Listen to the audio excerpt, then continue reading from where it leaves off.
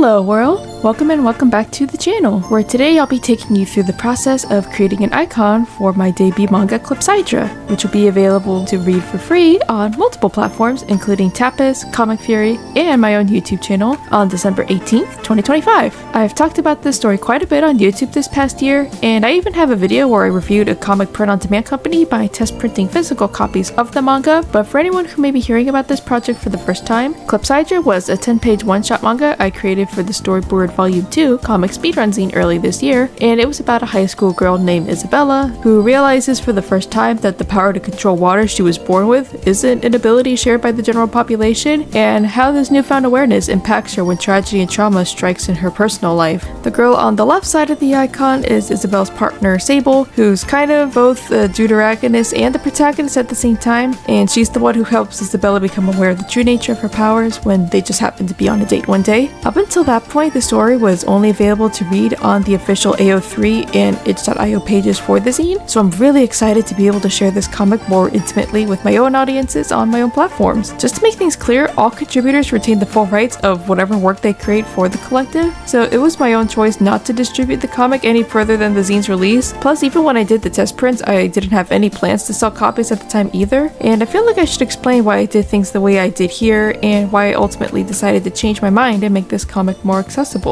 It might not seem that way at first glance, but Clepsydra has actually had a bit of a complicated development history from the time I first got the idea for it up until now. The initial idea came all the way back in 2018 and started with the creation of Isabella after I had been inspired by the amount of Marvel Sonas I was seeing at the time, despite her being an original character who wasn't part of any larger fandom. At this point in my life, I had a fixation on trying to turn every kernel of an idea I had for a character or story into a full project, and I tried doing that with Clepsydra, but I wasn't able to develop the concept enough to bring it to an appropriate length and left it on the back burner for several years until I began searching for open zine applications and came across Storyboard, and I felt like Clepsydra was the perfect idea for this challenge. In this case, it was actually a benefit that the story wasn't developed beyond the main bullet points of the plot, because that made it a better fit for the 10-page limit that all the contributors had to stick to for their contributions. During the process of me creating the comic, I had an idea of how I could release it outside of the zine, which first involved including as part of a collection of other one-shot short stories I had next in line on my project roadmap after Clepsydra, but ultimately I went in a different direction and planned to set it aside as a bonus story for a much bigger comic series project that's currently in development, because I realized Clepsydra had similar enough themes to the series I had conceptualized several years after the first inspiration for Clepsydra came to me, to the point where the first of those two stories could be considered a pilot for that series. With that in mind, I thought it would make Clepsydra's release more special if I didn't distribute it anywhere else outside of the zine, in anticipation for the series bonus comic to be the only other place where one could read it, hence why I didn't promote it on any webcomic platforms or anything like that. I wanted to create a feeling of exclusivity, and I thought that feeling would be ruined if I posted it anywhere I could. I know I'm being pretty vague about what this series is, and there's a reason for that, but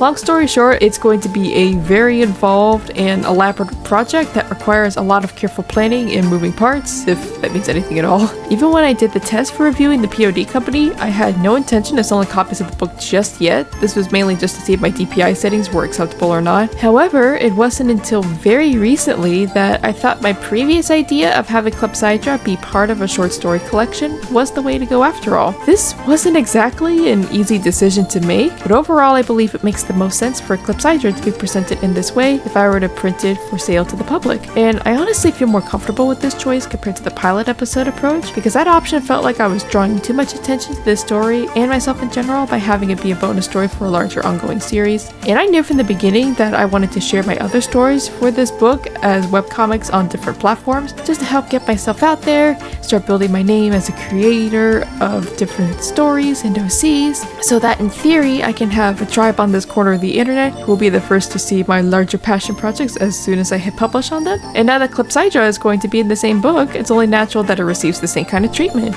But yes, I am so excited to continue moving forward with this goal of getting the short story collection done. I've already been hyped to assemble and release this book, but now I'm even more pumped after I decided once and for all to put Clepsydra in the lineup, because now that that comic is done, that brings me one chapter closer towards finishing a graphic novel. Of course, I'm having a lot of fun creating these comics. The process is just as gratifying as seeing the story finish from beginning to end, so I don't want it to seem like I'm a wasteful story mill or anything who's pumping stuff out just for the sake of content, but I am really looking forward to finishing this book because all of these individual short stories are creating a lot of build-up for my bigger comic ideas that I'm dying to switch into active development and eventually release, because I actually have so many story ideas and OCs and I feel like I have nothing to show for it, so I am stoked to finally get to a point where I can share them with the world, which is giving me more motivation to complete the short story collection. Including Clepsydra, the short story collection is planned to contain 8 comics altogether, and they all cover a different variety of genres and demographics, but I do feel like most, if not all of them, have enough recurring plot elements in order to create a sense of continuity throughout the book.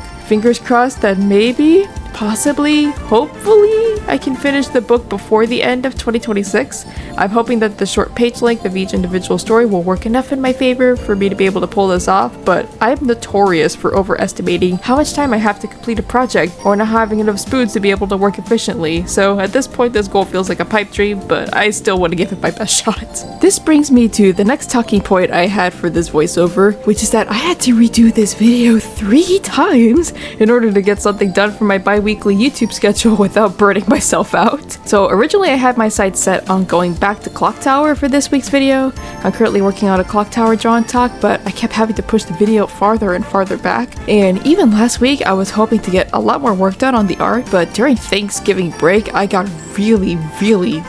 sick and was not a functioning human being up until like a day ago. I seriously felt like I was dying. It was the worst. Obviously, this created a lot of downtime, and there was no way I was going to be able to get this longer, more detailed video I had planned completed in time. So I was looking for something quick and easy I could whip up in maybe a day or two that would still be worth watching. And after posting my 𝚤𝚎𝚒 trend for that previous video, I thought I could go with that thread and make another animation meme to fill that gap. It's a simple animatic with some tweeting, so I thought it wouldn't take too long to finish. I'm still determined to finish that Clock Tower video before the end of 2025, and I also wanted to post some standalone art on my community tab in honor of National Twin Day, which also falls on December 18th, same day as when Clepsydra will be posted on the channel. If you made it this far into the video, here's some spoilers of what the artwork is going to be. Basically, it's a meme redraw of a text post that will feature you and Edward, and that artwork was going to be going up before the video, so I thought it would make sense to gradually go from a cute and lighthearted video, like the animation meme I wanted to make, then to a silly Clock Tower pose, and finally to my next video, which will still be Clock Tower fan art, only a lot darker and creepier.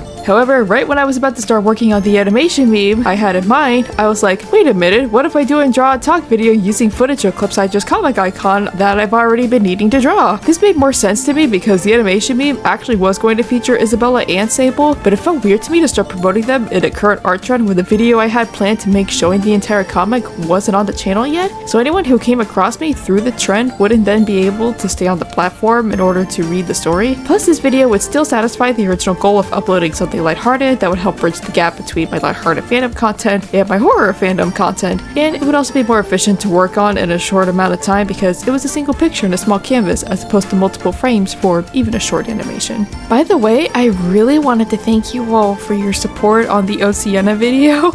I am so blown away to see how this channel has grown in such a short amount of time because of one video. It wasn't long ago at all that I made my commemoration of 1,000 subscribers, and now that number is close to 1,200, and I'm so grateful to everyone who chose to watch it, subscribed, and left comments. I hope all of this yapping about my comic projects is exciting to you and that you enjoy the stories I release in the future. As you can probably tell, I really want to start participating in more art trends like this. I don't want to realign my entire channel in order to go after every animation meme I see, but it kind of ties into what I was saying before about looking forward to sharing my stories and characters with a broader audience. Far too many times I come across a trend that I really want to do my own version of with an OC that I think would be perfect for it, but that OC is from a story that I've never talked about publicly or even if I do have characters that I've talked about in the past, for example Cosmo, Prishni, and Gordon, I never jump on the trend in time and then it ends up becoming outdated. So seeing the reception my previous video got has opened my eyes to how much I should prioritize releasing my stories, so I won't have an excuse not to include them in these kinds of trends since I'm already talking about my OCs and the stories from which they come on a public platform.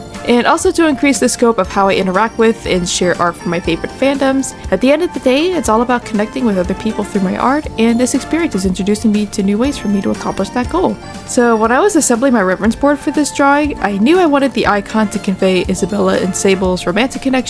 and also highlight Isabella's water powers without it being too similar to the title cover that I originally made. I knew I wanted the composition to be inspired by a photo booth couple picture, both because I've always had an idea of drawing a mock photo booth sheet for Isabella and Sable, and also because it would fit the square orientation well. There were some pictures I saw of a couple kissing while holding something up like a just married sign to obscure parts of their faces that are in contact with each other, and I almost went with this idea at first and had a heart made of water conjured by Isabella being the foreground element covering up the kiss, but then I thought it would be cuter if Isabella was blowing a kiss to Sable and it took the form of the water heart, plus that increased visibility of the characters' faces would look better when viewed from a distance. There was a water stream brush that I happened to have downloaded already, and I also used it in several scenes throughout the comic itself, but my original idea was to use it to create a base for the heart that I would draw on top of, but the brush actually fit pretty well with my rendering style, so I got lazy and kept it the same. It had been a while since I last drew these girls, and it felt so good to come back to them again.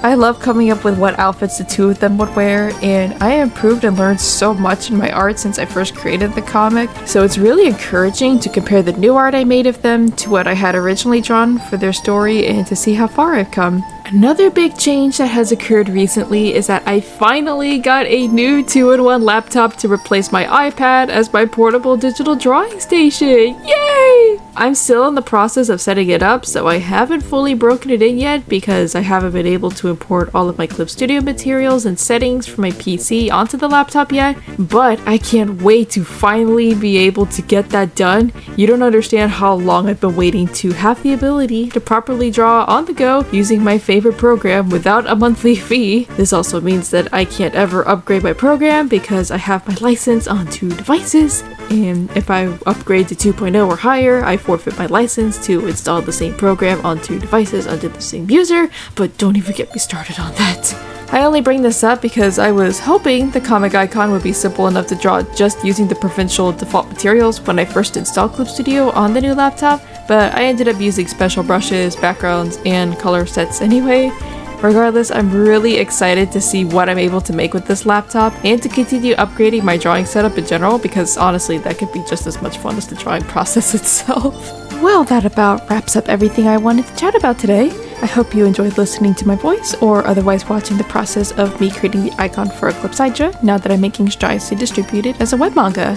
This is objectively a very humble beginning for my comic career, but I still love and am proud of this story. I'm glad that this project was my first step in creating manga, and I can't wait to see where else I go from here, and I hope you'll come along with me. Anyway, it's time for me to shut this video down. Make sure to give boba cats some pats, snacks, and playtime before you log out, and head to the description of this video to find links for every other corner of cyberspace I'm on. Thanks for letting me chat with you, and until next time, please look forward to Clepsydra's release on YouTube!